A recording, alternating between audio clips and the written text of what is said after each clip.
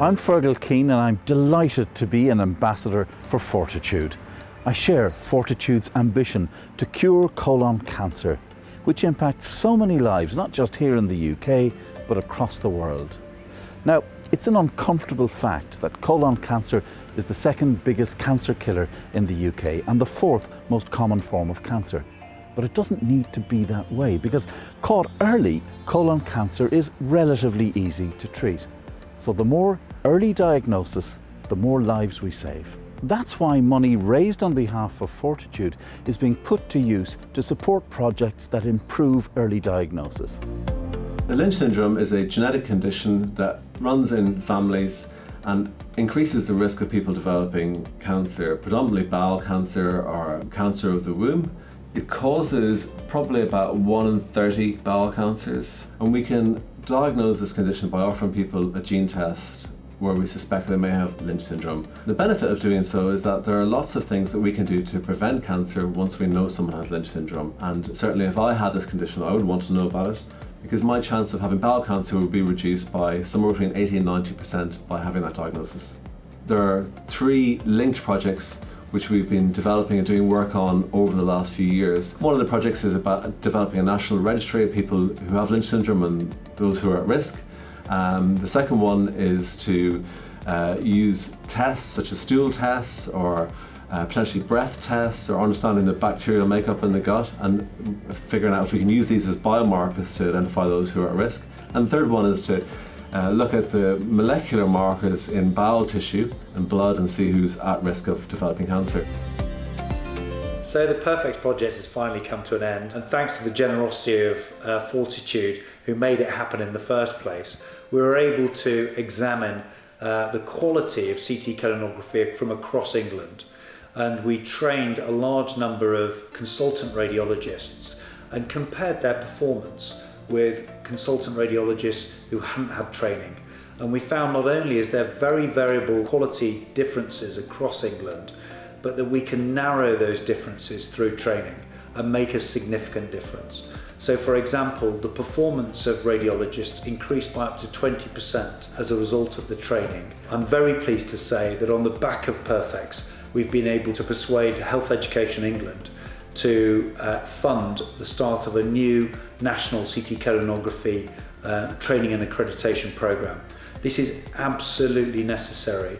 There's been one for breast cancer screening, there's one for colonoscopy, but there hasn't been one for CT colonography. The training is the impact of the Perfect study.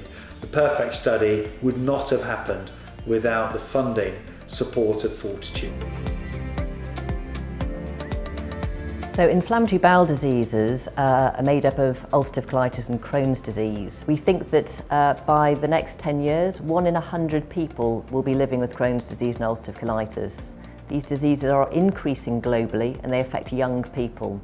So patients with inflammatory bowel disease have a high risk of colorectal cancer. We've seen increasing in the detection of something called dysplasia. So looking for dysplasia is a way to detect early cancer. If we see something called low-grade dysplasia, it's much more uncertain what's needed for those patients. So the project we're doing is to be smarter at offering surveillance to this group of patients. We found that patients with low-grade dysplasia have got chromosomal problems, and what we've shown is that if you look at patients who progress to a cancer over time, compared with patients who do not progress, we can use some of these chromosomal alterations almost as a biomarker.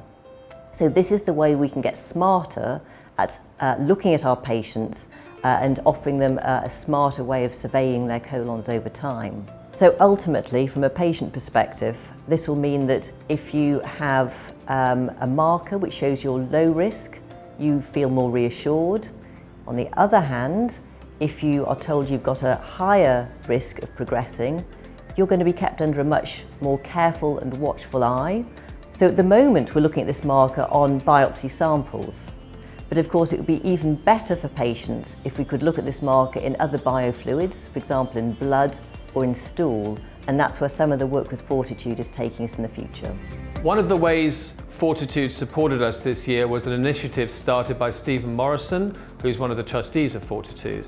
He enabled every single clinician to have access to 24/7 counselling services, and this was particularly important during the crisis in March and April, when the specialist doctors and nurses had to go very quickly onto the front line and support their colleagues at Northbrook Parkside. So thank you to everyone at 40tude for all of your support. We're only able to support these groundbreaking research projects because of the support of our fundraisers. And once again in 2020, they were able to achieve incredible feats.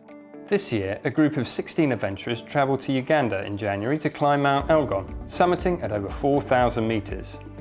Not to be outdone, a further 40tude group then travelled to Wadi Rum for a trek through the Jordanian desert in some challenging conditions, including a snowstorm.